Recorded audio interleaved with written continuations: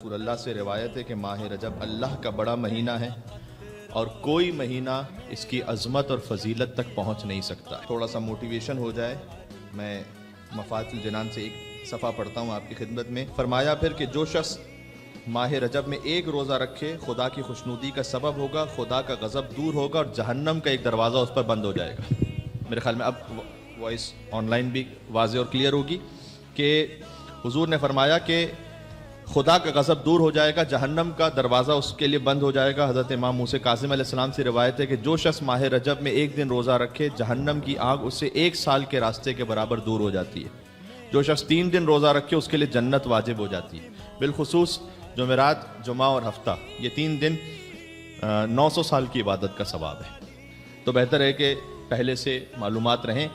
فرمایا کہ رجب جنت کی ایک نہر کا نام ہے جو دودھ سے زیادہ سفید، شہد سے زیادہ شیرین ہے، اور جو ماہ رجب میں ایک دن روزہ رکھے اللہ تعالیٰ اس نہر سے اسے جنت میں سیراب فرمائے گا۔ البتہ علماء نے یہی فرمایا ہے کہ جیسے کوثر کی جو نہر ہے اس کی حقیقت بی فاطمہ ہے، اس طریقے سے ماہ رجب المرجب، ماہ رجب کے نام سے جو نہر ہے اس کی حقیقت ولایت مولا علی علیہ السلام ہے۔ اللہم صلی علی محمد و آل محمد۔ امام جعفر صادق علیہ السلام سے منقول ہے کہ رجب استغفار کا مہینہ ہے، زیادہ سے زیادہ اس میں اپنے گناہوں سے طلب مغفرت کرنی چاہیے۔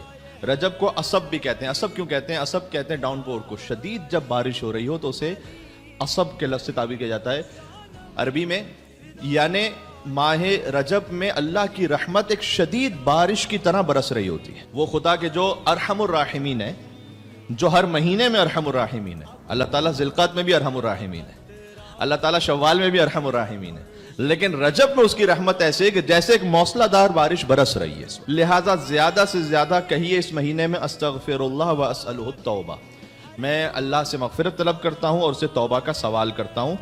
امام جعفر صادق علیہ السلام کی خدمت میں ابن سالم کہتے ہیں کہ میں پہنچا رجب کے آخر میں، جبکہ چند دن باقی رہ گئے تھے، امام کی نگاہ مجھ پر پڑی۔ امام نے کہا کہ کیا اس مہینے میں تم نے کوئی روزہ رکھا ہے؟ خود سے امام نے پوچھا کہ کیا کوئی روزہ رکھا ہے؟ میں نے کہا یا ابن رسول اللہ نہیں، میں نے روزہ نہیں رکھا، ایک بھی روزہ نہیں رکھ پایا۔ امام نے کہا تجھ سے اس قدر ثواب فوت ہو گیا جو سوائے خدا کے اور کوئی جانتا ہی نہیں ہے۔ اور میں نے تقریر میں آپ سے یہ کہا کہ جب امام یہ کہہ دیں اس کا مطلب ہے کہ واقعاً حتماً ایسا ہی ہے، یہ مبالغتاً نہیں، حقیقتاً امام نے کہا کہ اتنا ثواب تجھ سے فوت ہو گیا تو کوشش کریں کہ ایک روزہ کم از کم ہو جائے، کیونکہ امام نے کہا اگر ایک بھی روزہ نہیں رکھا تو اتنا ثواب ضائع ہو گیا جو خدا کے علاوہ اور کوئی نہیں جانتا۔ تو ہمارے ماشاءاللہ جو بچے ہیں جو اسکول جا رہے ہیں، بالخصوص جو ممیز ہو چکے ہیں اور جو بالغ ہو چکے ہیں، وہ ویکنڈز پہ رکھ لیں کیونکہ دن تھوڑے سے طویل ہیں، لیکن بہرحال کم از کم ایک روزہ ضرور رکھیں۔ پھر امام نے کہا اے سالم، جو شخص اس مہینے کے آخر میں بھی کوئی ایک دن روزہ رکھ لے خدا اس کو محفوظ رکھے گا عالم نزع کی سختی سے، موت کے خوف سے، عذاب قبر سے، اور جو شخص اس مہینے میں آخر میں 2 روزے رکھے وہ پل صراط سے آسانی سے گزر جائے گا، جو 3 روزے رکھے آخر میں وہ روزے قیامت کے عظیم خوف سے محفوظ رہے گا۔ سبحان اللہ۔ اب آ جائیے ایک عمل اور، 2 عمل اب تک آپ کی خدمت بیان کیے جا چکے ہیں، ایک روزہ رکھنا، دوسرا استغفار زیادہ سے زیادہ کرنا، تیسرا ایک عمل جو کہ اس مہینے کی راتوں میں کل ملا کر 1000 مرتبہ لا الہ الا اللہ پڑھ۔ تو یعنی اگر آپ ایوریج دیکھ لیجئے تو تقریباً 35-40 ٹائمز اگر آپ پڑھ لیں تو کل مہینے میں راتوں میں 1000 مرتبہ یہ ہو جائے گا۔ تو اتنا کوئی سخت عمل نہیں ہے یہ۔ لا الہ الا اللہ پڑھنے کی خاص تاکید وارد ہوئی ہے۔ لا الہ الا اللہ وہ کلمہ ہے کہ جو لوگ مولا علی کے چہرے کو دیکھ کے پڑھتے تھے۔